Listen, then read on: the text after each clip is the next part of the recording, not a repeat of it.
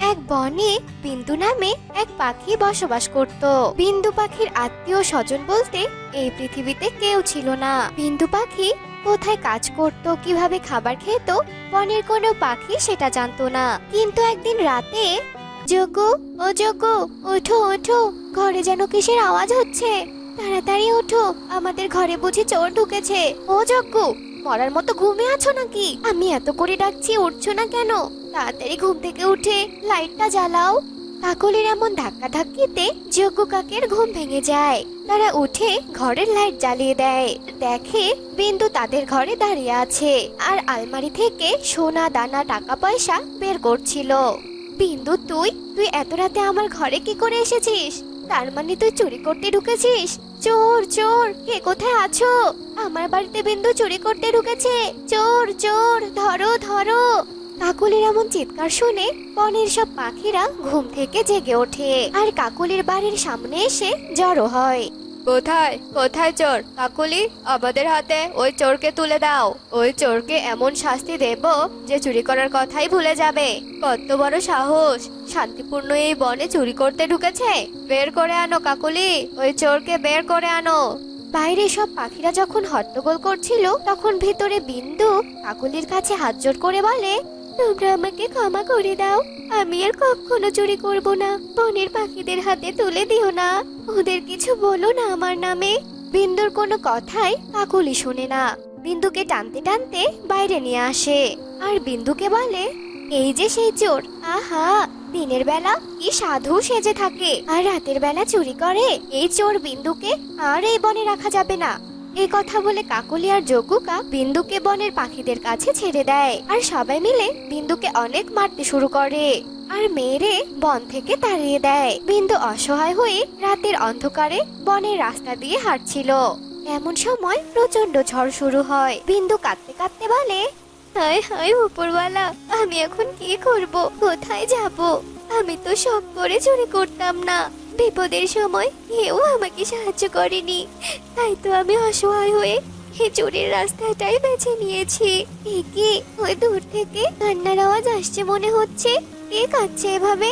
যাই তো ব্যাপারটা একবার দেখি। এ কথা বলে বিন্দু কান্নার আওয়াজ অনুসরণ করে সামনে এগিয়ে যায় আর দেখে একটা বাসা ভেঙে পড়ে আছে আর তার পাশে বসে একটা ছানা কান্না করছে। তা দেখে বিন্দু পাখি বলে, কি বাছা, তুমি এভাবে এখানে বসে আছো কেন? আর এই ঝড়ের মধ্যে ভাঙা বাড়ির সামনে বসে কান্না করছো কেন? কি হয়েছে আমাকে বলো, তোমার মা বাবা কোথায়? এই ঝড়ের কারণে আমার মা বাবা এই ঘরের নিচে চাপা পড়ে মারা গিয়েছে, আমি কোনো রকমে বেঁচে গিয়েছি, আমি কোথায় যাব? কান্না করিস না রে মা, তোর মা বাবা মরে গিয়েছে তো কি হয়েছে? আমি তোকে আজ থেকে আমার কাছেই রাখবো। আজ থেকে আমি তোর বিন্দু মাসি। আমারও কেউ নেই জানিস, আমারও কেউ নেই আর তোরও কেউ নেই। আজ থেকে তোর সাথেই আমার নতুন জীবন শুরু হবে। সত্যি বলছো তুমি আমার বিন্দু মাসি হবে? তাহলে আজ থেকে আমি তোমার সাথেই থাকবো, তুমি আমার বিন্দু মাসি। এ কথা বলে টিংটিং বিন্দু মাসিকে জড়িয়ে ধরে আর সেই ঝড়ের রাতেই তারা দুজনে এক বড় আম গাছের নিচে গিয়ে আশ্রয় নেয়। এরপর বিন্দু মাসি সারা রাত টুনটুনকে তার ডানা দিয়ে জড়িয়ে ধরে আর সেই ঝড়ের রাতটা তারা দুজনে কাটিয়ে দেয়। পরের দিন সকালবেলা, বিন্দু মাসি, ও বিন্দু মাসি, আমার যে খুব খিদে পেয়েছে গো, কাল রাত থেকে আমি না খেয়ে আছি, আমি যে আর খিদে জ্বালা সহ্য করতে পারছি না, আমাকে কিছু খেতে দাও বিন্দু মাসি। পাগলি মেয়ে একটা, তোর খিদে পেয়েছে? এই দেখ, আমরা যে আম গাছের নিচে আশ্রয় নিয়েছি সেই গাছে কত আম ধরেছে, আমি তোকে এক্ষুনি আম পেড়ে দিচ্ছি আর আমরা আজ থেকে এই গাছের ডালেই বাসা বেঁধে থাকবো।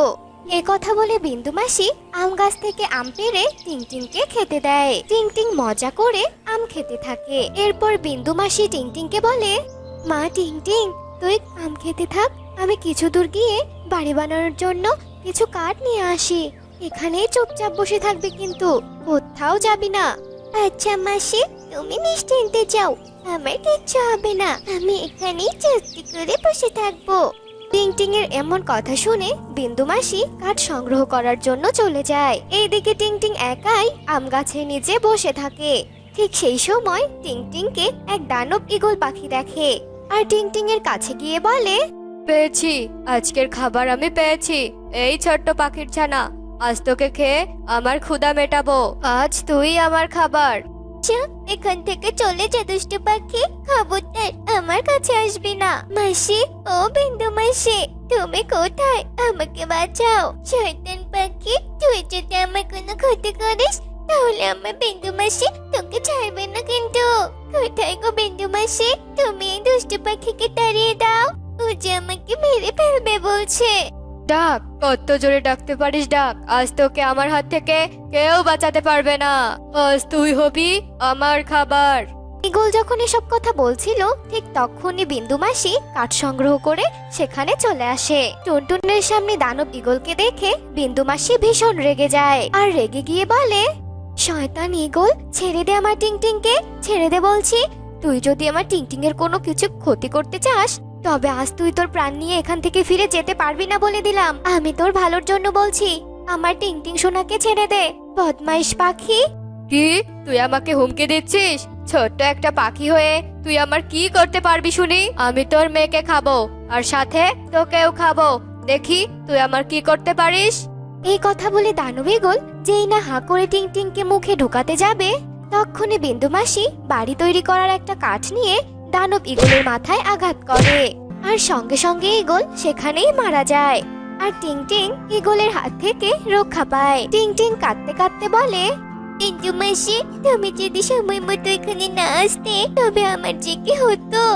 কাঁদিস না রে মা, তোর এই বিন্দু মাসি যতদিন বেঁচে আছে ততদিন কেউ তোর কোনো ক্ষতি করতে পারবে না রে মা। আমার কাছ থেকে তোকে কেউ আলাদা করতে পারবে না।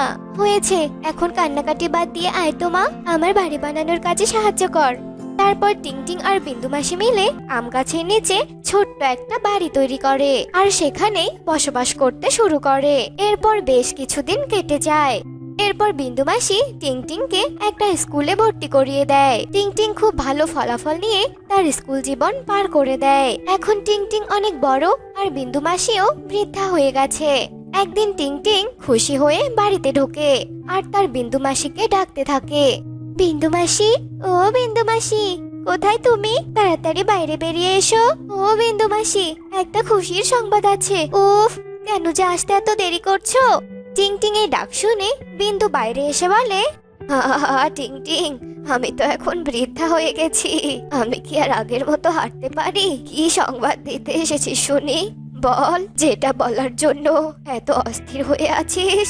বিন্দু মাসি, ও বিন্দু মাসি, জানো আমি একটা বড় চাকরি পেয়েছি আর এসব হয়েছে শুধুমাত্র তোমার জন্য বিন্দু মাসি। ওই ঝড়ের রাতে তুমি যদি আমাকে না বাঁচাতে আর এভাবে এত যত্ন করে বড় করে না তুলতে তবে তো আমি ওই ঝড়ের রাতেই মারা যেতাম।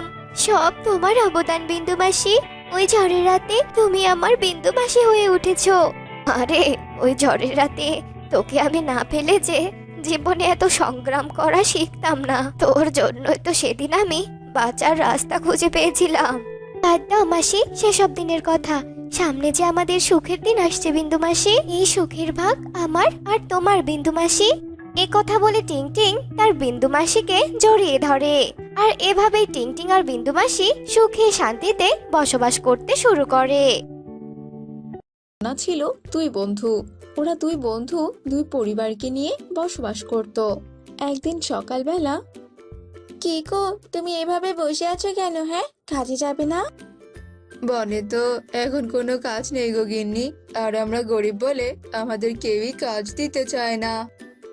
বনের পাখিরা যদি তোমাকে কোনো কাজ না দেয় আর তুমিও যদি কোনো কাজ না করো তাহলে আমরা খাবো কি বলো তো? এদিকে আবার বর্ষাকালও চলে আসছে, ঘরটা যে আমাদের বেশ পুরনো। ওগো, কষ্ট করে কোনো কাজ করে ঘরটা ঠিক করার কোনো একটা ব্যবস্থা করো না গো, নইলে যে বৃষ্টিতে ভিজে আমাদের দিন রাত কাটাতে হবে। আরে তুমি তো বেশ ভালো কথাই বলেছো গিন্নি। ঠিক আছে, তুমি বাড়িতে থাকো, আমি যজ্ঞ কাককে সাথে নিয়ে কাজ খুঁজতে যাই।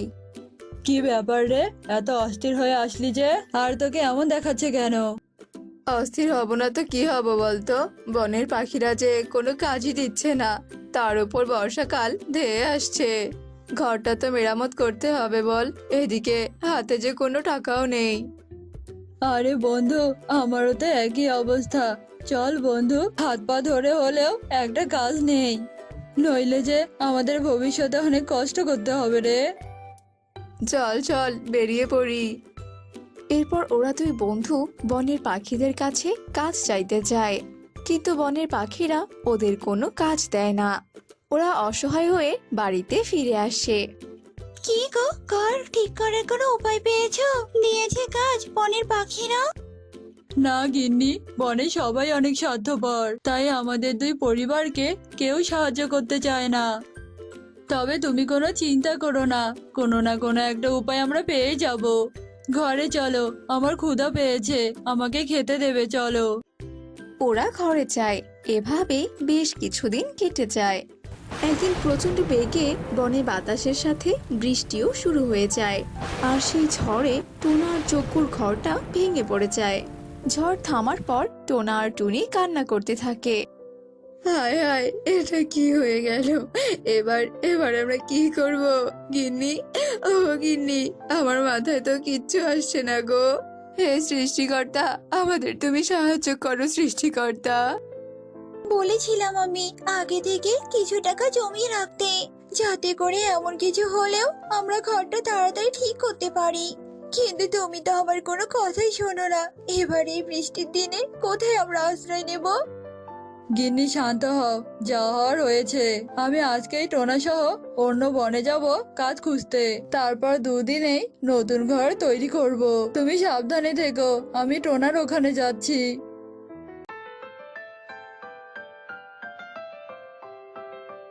টোনা, বন্ধু টোনা, তোরও ঘর ভেঙেছে, আমারও ঘর ভেঙেছে। এই দুঃখের দিনে এমন করে হাত গুটিয়ে বসে থাকলে চলবে না। চল বন্ধু, আমরা কাজ খুঁজতে অন্য বনে যাই। অন্য বনে গেলেই কি আমরা কাজ পাবো রে? অবশ্যই পাবো, কারণ অন্য বনে কাজের পাখির অনেক চাহিদা। কথা বাড়িয়ে কোনো লাভ নেই। তাহলে চল, তাড়াতাড়ি চল। টোনার যজ্ঞ অন্য বনের দিকে যেতে থাকে। যেতে যেতে ওরা নিজের বন পেরিয়ে অন্য বনে চলে যায়। আমাদের বনের তুলনায় এই বনটা অনেক ঘন, তাই না রে? আমার মনে হয় এই বনে কোনো পাখি বাস করে না। দেখ দেখ যজ্ঞ, এই বনে কত মোটা মোটা গাছ। আরে যজ্ঞ, আমরা আবার কোনো ভুল বনে চলে আসিনি তো? পাগলের মতো বোকা বোকা কথা না বলে চল তাড়াতাড়ি সামনে। ওরা চলতেই থাকে। হঠাৎই যজ্ঞর চোখে দুটো গোলাপ ঘর পড়ে। ওই দুই ঘরের মধ্যে একটা ঘর ছিল সোনার রঙের, আর একটা ঘর ছিল রূপোর রঙের।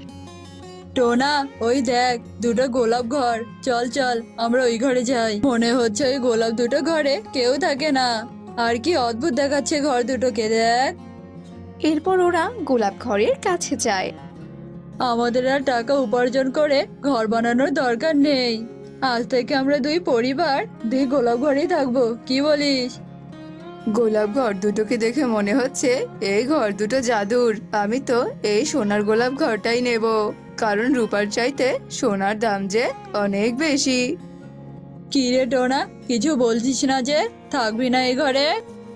থাকবো না কেন? এমন সুযোগ পেলে কেউ কি হাতছাড়া করে নাকি বল? তা যজ্ঞ শোন, আমি এই সোনালী রঙের গোলাপ ঘরটা নেব, বুঝেছিস? না, আমি আগে দেখেছি, আমি এই সোনার ঘরটাই নেব। আর এই বনে আসার পরিকল্পনাটা আমারই ছিল। না, এটা আমার পরিকল্পনা ছিল, কারণ আমি যদি তোর সঙ্গে না আসতাম তাহলে কিন্তু তুইও আসতি না। তাই এই সোনালী রঙের গোলাপ ঘরটা আমার। এই কয়েনটা দিয়ে টস করব, যে জিতবে সে এই সোনালী ঘরটা নেবে। আমি এই কয়েনের উপরের অংশ নিলাম, বুঝেছিস? আর তুই নিচের অংশ। যজ্ঞ কয়েনটা নিয়ে টর্চ করে, আর সেই টর্চে যজ্ঞ জিতে যায়। আমি জিতেছি, তাই এই সোনালী রঙের ঘরটা আমার, বুঝেছিস? তুই খবরদার আমার এই সোনালী রঙের ঘরের আশেপাশে আসবি না। আমি এখন তোর চাইতে ধনী। হা হা হা। যাই, আগে গিন্নিকে নিয়ে আসি। গরিবটা না, খবরদার আমার গোলাপ ঘরে ঢোকার চেষ্টাও করবি না। আমি গরিব নই, তুই বুঝেছিস? বর্তমান বাজারে রূপোরও অনেক দাম। গিন্নি, তুমি আর খেদো না, আমি তোমাকে নিতে যাচ্ছি। ওরা দুজন দুজনের স্ত্রীকে নিয়ে আসে। যজ্ঞর পরিবার সোনালী গোলাপ ঘরে প্রবেশ করে, আর টোনার পরিবার রূপালী গোলাপ ঘরে প্রবেশ করে। যজ্ঞ গোলাপ ঘরে প্রবেশ করে দেখে গোলাপ ঘরে কিচ্ছু নেই, ঘরটি একদম ফাঁকা। এদিকে টোনাও সে একই দৃশ্য দেখে যে তাদের ঘরেও কিচ্ছুটি নেই। কোথায় কোথায় তোমার সোনা দানা? এ তো দেখছি একদম ফাঁকা। তুমি না বলেছিলে যে গোলাপ ঘরের ভিতরে নাকি সোনা দানায় ভর্তি? আমি তো গোলাপ ঘরটা বাইরে থেকে দেখেই ভেবেছিলাম। হায় হায়, এই রূপোর গোলাপ ঘরটাতেও তো একদম কিচ্ছু নেই, পুরো ফাঁকা। তার মানে নিশ্চয় যজ্ঞুর ওই ঘরে অনেক সোনাদানা আছে। টোনা, বলছি কি, এভাবে হাত গুটিয়ে না বসে থেকে চলো চলো আমরা ওদের ঘরে গিয়ে আক্রমণ করি। মানে ওদের ঘরটা আমরা ভেঙে দেই। আমরা তো ওদের ঘরে প্রবেশ করে কোনো সোনাদানা নিতে পারবো না, তার থেকে ভালো ওদের ঘরটা ভেঙে দিয়ে আমরা সোনাদানা নেব। ঠিকই বলেছো তুমি গিন্নি, চলো চলো, আর দেরি করা যাবে না, নইলে আবার ওরা সোনাদানা সব বিক্রি করে দেবে। এরপর টোনা আর টুনি লাঠি নিয়ে গোলাপ ঘর থেকে বের হয়। গিন্নি, তাড়াতাড়ি লাঠি নিয়ে বাইরে চলো, আমাদের ঘরে তো কিচ্ছু নেই। তার মানে টোনার গোলাপ ঘরে অনেক কিছু আছে। চলো চলো, ওই ঘরটা ভেঙে আমরা সোনা দানা ছিনিয়ে নেব, নইলে যে টোনা আমার থেকেও ধনী হয়ে যাবে। যজ্ঞ আর কণিকা লাঠি নিয়ে টোনার গোলাপ ঘরের কাছে যায়, আর অন্যদিকে টোনা আর টুনিও লাঠি নিয়ে যজ্ঞদের ঘরের সামনে যায়। গিন্নি, দাঁড়িয়ে আছো কেন? তাড়াতাড়ি এই ঘরে আঘাত করতে থাকো। অন্যদিকে যজ্ঞ, কি হলো গিন্নি, দাঁড়িয়ে আছো কেন? ওদের গোলাপ ঘরে আঘাত করো। দুই পরিবার দুই গোলাপ ঘরকে আঘাত করতে থাকে। আঘাত করতে করতে এক পর্যায়ে গোলাপ ঘর দুটো অদৃশ্য হয়ে যায়, আর ওরা চোখাচোখি করতে থাকে। আরে আরে, সোনালী গোলাপ ঘরে তো কোনো সোনা দানা নেই। এই রূপোর ঘরের জায়গায় তো কোনো সোনা বা রূপও নেই, আর এই গোলাপ দুটো ঘর কোথায় উধাও হয়ে গেল? কে রে কে? আমার দুটো গোলাপ ঘর কে ধ্বংস করলি? কার কার এত বড় সাহস? এই, তোরাই ধ্বংস করেছিস তাই না? কেন রে, কেন ধ্বংস করেছিস বল? একই কে কে তুমি? আর গোলাপ ঘর দুটো তোমার হলো কি করে? গোলাপ ঘর দুটো যে আমি আমার শক্তি অর্জনের জন্য তৈরি করেছিলাম, আর আমি ঘর দুটো রেখে আমার শিকার খুঁজতে গিয়েছিলাম। তোরা কিনা লোভে পড়ে আমার ঘর দুটোকে ধ্বংস করেছিস। তবে তো আজ তোদের শেষ দিন। আমরা না বুঝে ভুল করেছি, দয়া করে আমাদেরকে ক্ষমা করে দাও, আমাদের কোনো ক্ষতি করো না। হ্যাঁ হ্যাঁ রাইনি, আমাদের তুমি ছেড়ে দাও আমাদের, আমরা তোমার দুটো পায়ে ধরি। আমার মাঝে কোনো দয়া মায়া নেই, তোরা তোদের শাস্তি পাবি পাবি। এরপর ডাইনি ওদের ধরে খেয়ে ফেলে। আমি বেঁচে থাকা অবস্থায় তুমি আরেকটা মেয়েকে কেন বিয়ে করেছো? হ্যাঁ, আর তাছাড়া তুমি কোন সাহসে এই কাজ করেছো? আর এই মেয়ে, এই, তোর লজ্জা করছে না অন্যের স্বামীর পাশে দাঁড়িয়ে থাকতে? বেরিয়ে যা বলছি। এত কষ্ট করে টাকা খরচ করে বিয়ে করেছি কি বাড়ি থেকে বেরিয়ে যাওয়ার জন্য নাকি? হ্যাঁ, তোর ভালো না লাগলে তুই বেরিয়ে যা। তবে রে, তুই আমার বাড়িতে এসে কিনা আমাকেই বলছিস বেরিয়ে যেতে? টোনা, ও টোনা, তুমি দাঁড়িয়ে দাঁড়িয়ে এসব দেখছো, কিছু বলবে না? কি আর দেখবো, তুমি তো আমাকে বিয়ে করতেই বলেছিলে নাকি, তাই তো আমি বিয়ে করেছি। আর তুমি তো রাগ করে তোমার বাপের বাড়িতেই চলে গিয়েছিলে, তাহলে আবার কেন ফিরে এলে শুনি? এটা আমার সংসার, আমার ঘর, আমার বাড়ি, তাই আমার যখন ইচ্ছে আমি রাগ করে বাপের বাড়িতে চলে যাব, আবার যখন ইচ্ছে তখন আবার ফিরে আসবো। তাতে তোমার কি না? হ্যাঁ, ইস, মনে হয় যেন মামার বাড়ির আবদার পেয়েছে। না, তুমি এখন একে ঘাড় ধাক্কা দিয়ে বাড়ি থেকে বের করে দাও। এই শোন, আমি আমার স্বামীর সাথে কথা বলছি, বুঝেছিস? তার মাঝখানে তুই কেন নাক গলাচ্ছিস? হ্যাঁ, তুই যদি আর একটা কথা বলেছিস তাহলে আমি তোর মাথার চুল একটা একটা করে তুলে ছিড়বো। তুই আমার চুল ছিঁড়ে দিবি আর আমি তোকে মাথা পেতে দিয়ে বসে থাকবো? আয় দেখি আয়, তুই আমার কত চুল ছিঁড়তে পারিস। এই, তোমরা দুজন থামো থামো বলছি। আর মা, তুমি টুনিকে ঘরে নিয়ে যাও তো, আমি মুন্নিকে ঘরে নিয়ে যাচ্ছি। তুই কান খুলে শুনে রাখ, আমি তোকে বাড়ি থেকে তাড়িয়ে ছাড়বো। এটা এখন থেকে আমার সংসার, তাই আমি তোকে বাড়ি থেকে বের করে দেবো। এরপর ওরা দুজন দুদিকে চলে যায়। হ্যাঁ, দুটো খিদে জ্বালায় থাকতে পারছি না। ওই তারপরে আবার ওই সতী আমার মাথাটা খারাপ করে দিল। শোনো না আমার বউ, আমার লক্ষ্মী বউ, আমি শুধু তোমাকেই ভালোবাসি, বিশ্বাস করো। তাই না, বলো বলো। তাই এখন থেকে তুমি বড় বউয়ের সঙ্গে একদম ঝগড়া করবে না। শোনো, তুমি ওকে বলে দিবে ও যেন আমার সঙ্গে আর ঝগড়া না করে, কেমন? আচ্ছা আচ্ছা বলে দিব, কিন্তু তুমি ওর মাথাটা ঠান্ডা করো মুন্নি। আচ্ছা ঠিক আছে ঠিক আছে, এবার যাও তো, আমার জন্য বাইরে থেকে খাবার নিয়ে আসো তো। বাইরে থেকে খাবার মানে তুমি রান্না করবে না? আমি তো আজকেই তোমার বাড়িতে বের হয়ে এলাম, আর আজকে কি না আমি তোমাকে রান্না করে খাবো? প্রতিদিন বাইরে থেকে খাবার কেনার যে আমার অত টাকা নেই। আচ্ছা, তুমি শুধু আজকে বাইরে থেকে খাবার কিনে নিয়ে আসো, কালকে থেকে আমি তোমাকে রান্না করে খাওয়াবো, কেমন? এরপর টোনা খাবার কিনতে বাইরে চলে যায়। আর এইদিকে টুনি রেগে গিয়ে মোড়লের কাছে যায় আর মোড়লকে ডেকে নিয়ে বাড়িতে চলে আসে। টোনা, এই টোনা, তুই তোর ঘরে বউ রেখে আবার কেন বিয়ে করেছিস বলতো? আমার বড় বউ আমার সঙ্গে শুধু ঝগড়া করতো, আর কোনো কিছু হতে না হতে বাপের বাড়িতে চলে যেত। এইসব সহ্য করতে না পেরে আমি আবারও দ্বিতীয় বিয়ে করেছি। কাজটা যে তুই বড্ড ভুল করেছিস রে, সেটা কি তুই জানিস? কি আর বলবো মোড়ল মশাই, তখন যে আমার মাথাটা একদম ঠিক ছিল না। ঠিক আছে ঠিক আছে, তা টুনি, তুমি কি তোমার স্বামীর সাথে থাকতে চাও? হ্যাঁ হ্যাঁ মোড়ল মশাই, আমি থাকতে চাই। আর মুন্নি, তুমি কি তোমার স্বামীর সাথে থাকতে চাও? হ্যাঁ মোড়ল মশাই, আমিও থাকতে চাই। তো না, দুই বউই যখন তোর সাথে থাকতে চায়, তখন তুই বরং এই দুই বউকে তোর ঘরে তুলে নে। মোড়ল মশাই, আমার তো একটা ঘর, তাই টুনি কিছুদিন মায়ের সাথে থাকুক। আমি মায়ের সাথে থাকবো না, আমি তোমার বউ, তাই আমি তোমার সাথেই থাকবো টোনা। তাহলে মুন্নি, তুমি না হয় থাকো মায়ের সাথে। না না টোনা, আমি তোমাকে ছাড়া কোথাও থাকতে পারবো না। হয়েছে হয়েছে, এবার থামো তো, থামো তোমরা। যতদিন না পর্যন্ত তোমরা নতুন কোনো ঘর দিতে পারবে, ততদিন ওই একটা ঘরেই তোমরা দুজন তোমার সাথেই থাকবে। আর আমার এই কথাটা যদি না মানা হয়, তাহলে আমি তোমাদের পরিবারকে একদম জঙ্গল ছাড়া করব, এই বলে দিলাম। না না মোড়ল মশাই, দয়া করে এই কথা বলবেন না। আমার ছেলে তার দুই বউকে নিয়ে এক ঘরেই থাকবে। আচ্ছা আচ্ছা ঠিক আছে, এবার তবে আমি চলি। রাত তো অনেক হয়েছে, এবার আমাদেরকে ঘুমাতে হবে। টুনি, তুমি মেঝেতে বিছানা করে ঘুমিয়ে পড়ো। কেন কেন, আমি কেন মেঝেতে থাকবো? আমি মেঝেতে থাকতে পারবো না, আমি আমার বিছানাতেই শোবো। তাহলে মুন্নি, তুমি না হয় মেঝেতে থাকো।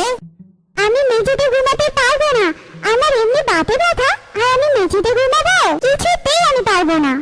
হ্যাঁ গো টোনা, তুমি কোন বুড়িকে বিয়ে করে নিয়ে এসেছো বলো তো, যে কিনা এখনই বাতের ব্যথায় পড়ছে?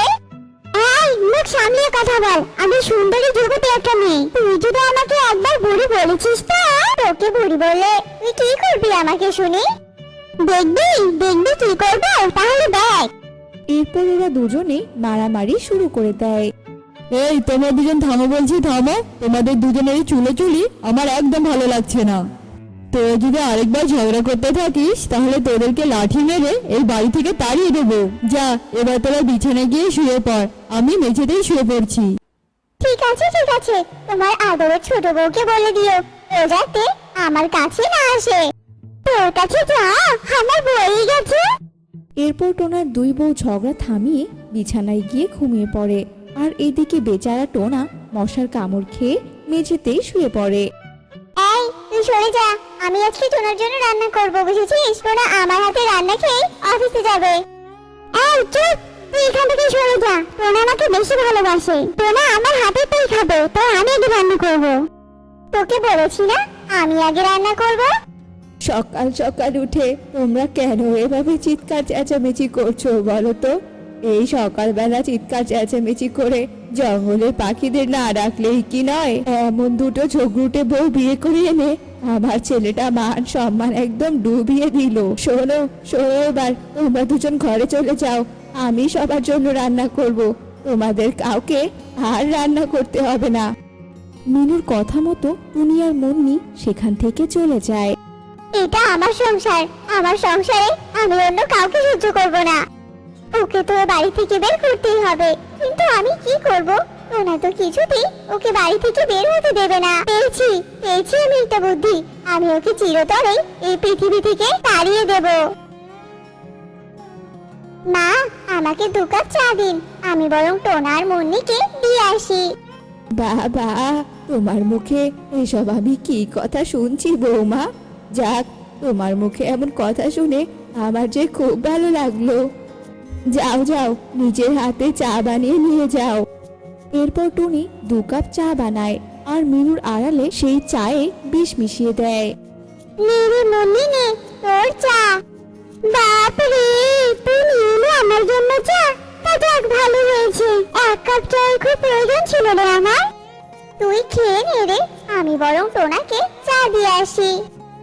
এরপর টুনি বাইরে বেরিয়ে আসে আর দরজার বাইরে থেকে লুকিয়ে লুকিয়ে মুন্নিকে দেখতে থাকে। এদিকে মুন্নি টুনিকে বিশ্বাস করে বিষ মেশানো চাটি খেয়ে নেয়। মুন্নি, এবার তো তুই শেষ। আর এই 1 কাপ চা আমি অতিরিক্ত নিয়েছিলাম। যদি তুই ওই 1 কাপ চা নষ্ট করিস তাহলে তোকে এই চাটা খাওয়াতাম। কিন্তু তুই তো ভালো মেয়ের মতো খেয়েও নিলি, আর কিছুক্ষণের মধ্যে তুই হয়তো মরেও যাবি। এরপর টুনি সেখান থেকে চলে যায় আর এদিকে টোনাও চলে আসে আর ততক্ষণে মুন্নিও মারা যায়। মুন্নি, মুন্নি, ওঠো মুন্নি। এ কি মুন্নি, তুমি শুয়ে আছো কেন? মুন্নি, কথা বলো মুন্নি। এ কি মুন্নি, কথা বলছে না কেন? মা, মা, তুমি একটু ঘরে এসে দেখো তো, মুন্নি কথা বলছে না। মা, এ মা, মুন্নি তো মরে গেছে, তাও আবার চা খেয়ে। কিন্তু এই চা তো টুনি বানিয়েছিল। টুনি, টুনি, তুই মুন্নিকে মেরে ফেললি? মেরে ফেলেছি, বেশ করেছি। আমার স্বামীর ভাগ আমি কাউকে দিতে পারবো না, কাউকে না। কিন্তু কোনো খুনিকে আমি নিজের বউ হিসেবে মেনে নিতে পারবো না। আমি এক্ষুনি পুলিশকে ডেকে আনবো, এক্ষুনি। না না টোনা, তুমি এমনটা করো না। আমি যে তোমাকে অনেক ভালোবাসি টোনা, দয়া করো, এমনটা করো না। টোনা টুনির কোনো কথাই শোনে না। সে পুলিশকে ফোন করে আর সাথে সাথে পুলিশ এসে টুনিকে ধরে নিয়ে যায়। এদিকে টোনা আর মিনু ফাঁকা বাড়িতেই পড়ে থাকে।